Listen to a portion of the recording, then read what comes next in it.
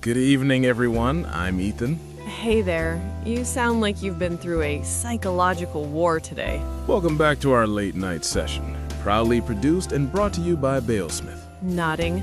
Your favorite midnight corner for pets, lifestyle, and everything in between. Honestly, Sophie, I'm running on fumes.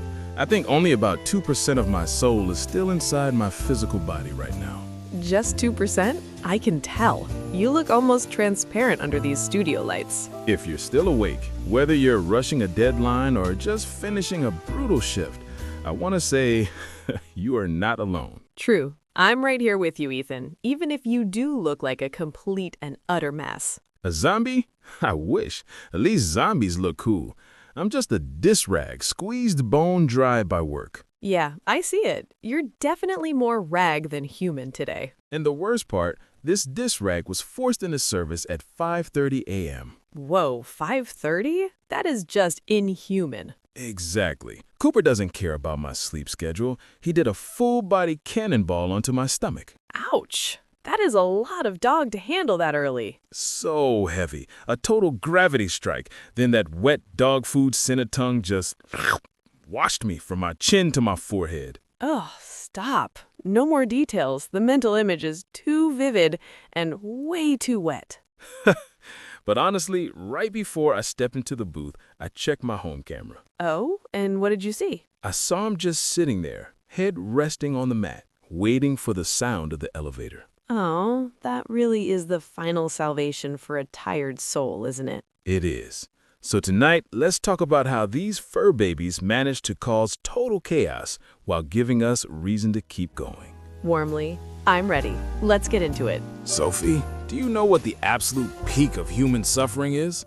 For a man whose spirit is currently hovering 3 feet above his physical body from pure exhaustion. Oof, I can feel the drama from here. Let me guess. Did you run out of premium espresso pods? I wish it were that merciful. It's opening your front door at 1 a.m., ready to faceplant into your luxury leather sofa, only to realize your living room has been hit by a Category 5 polyfill hurricane. Oh no! The leather sofa? The one that literally cost more than my monthly rent? That's the one. Cooper didn't just chew it, he conducted a full-scale demolition project. There were chunks of foam shrapnel floating in the air like some sort of twisted indoor white Christmas.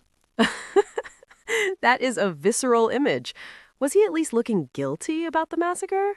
Not even slightly. He burst out from a mountain of stuffing, tail wagging with enough force to generate electricity, looking at me with this, "Look, Dad, I made it snow" expression. He was probably expecting a standing ovation for his interior redesign. It's pure, exuberant chaos. Exactly. I was standing there, clutching my cold takeout, wondering if I should call a priest or a cleaning crew to deal with the remains of my furniture. See, that's just physical labor. It's messy, sure, but it's loud. Cat inconveniences? Those are tactical psychological warfare. Oh? Is Luna playing mind games again? Please, enlighten my dog-damaged brain. Picture this. You've been grinding on a high-stakes report for 6 hours. You're about to hit save, and Luna, with the unblinking gaze of a stone-cold assassin, walks across your desk and taps the power button. Ooh, that is cold-blooded. That's not a pet, that's a sabotager. It's a total power move. And don't get me started on the midnight squelch.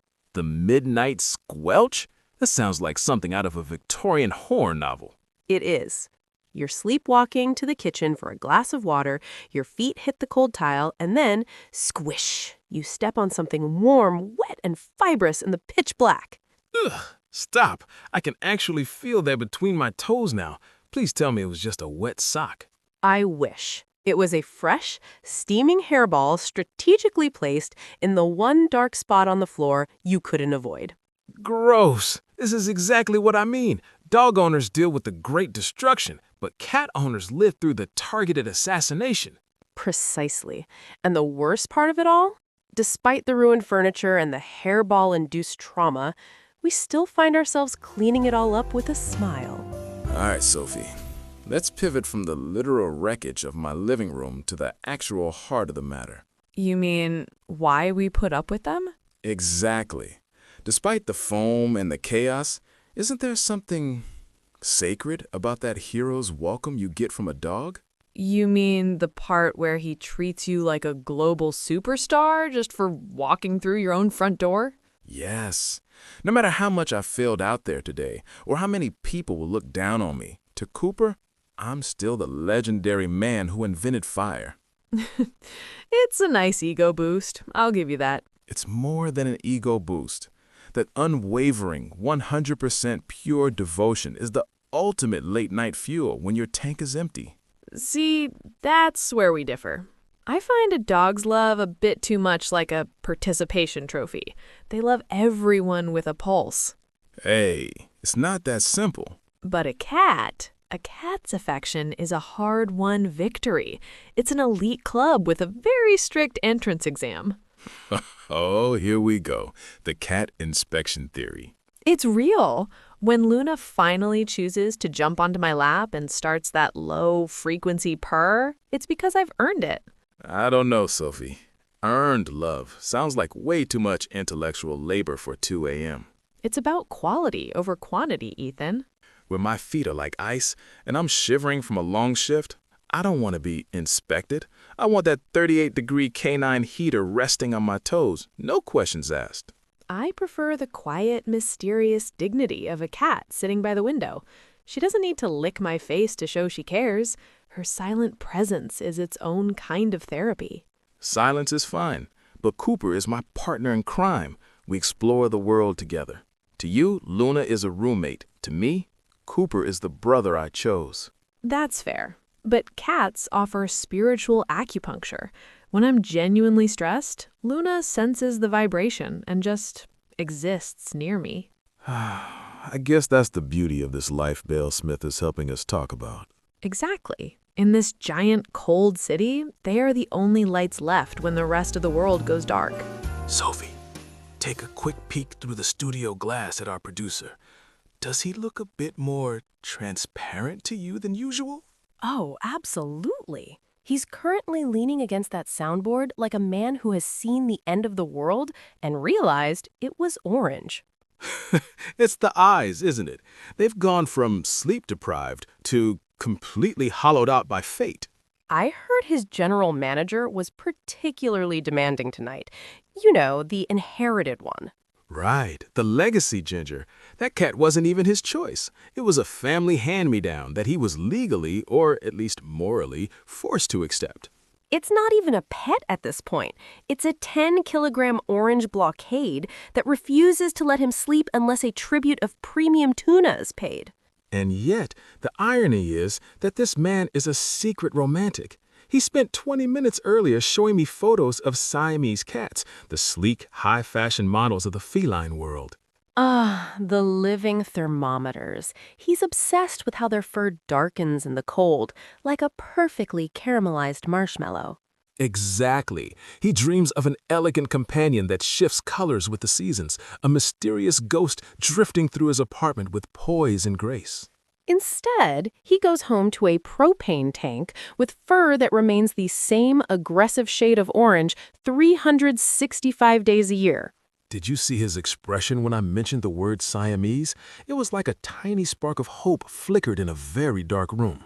And then it died the second he remembered he has to go home and serve a cat that treats him like a failed, low-level butler. Look at him. He's just staring at his cold coffee now, his brow furrowed as if he's mourning a life that could have been. That fuming but silent, wry smile of his is a masterpiece of tragic art. He knows he's trapped in a ginger-flavored prison. Shh. He's nodding at us. He knows we're talking about him, but he's too emotionally shriveled to even defend himself. Don't worry, producer. We'll wrap this up soon so you can go home and get sat on by your orange boss. You know, Sophie, after talking all this out with everyone watching, I actually feel my soul returning to my body. Maybe about 5%. Just 5? Well, hopefully that's enough to get you safely through your front door and past the Cooper gate. It'll have to be.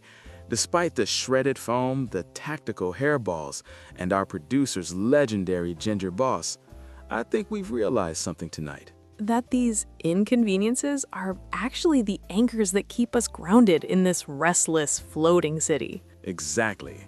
They are the only ones waiting for us with zero judgment, just pure, unfiltered presence. So whether you have a golden hero or a tiny tiger waiting for you, go give them a squeeze, or at least refill their bowls for the third time tonight. This session was proudly presented by BaleSmyth, your home for a lifestyle that celebrates the beautiful chaos of living with pets. If you enjoyed our late night venting, please hit the like button and subscribe. It helps the algorithm find more tired pet parents like us. And seriously, drop a comment below right now. We want to hear the truth. What is the most illegal thing your pet has done while you were working late? Yes, share your war stories. We'll be down there in the comments reading them, and we really need to prove to our producer that he isn't the only one living in a ginger cat prison. I see him pointing frantically at the clock. His boss is hungry and the table doesn't serve itself. I'm Ethan. And I'm Sophie. Go home to your fur babies. Good night, everyone. Good night. See you in the comments.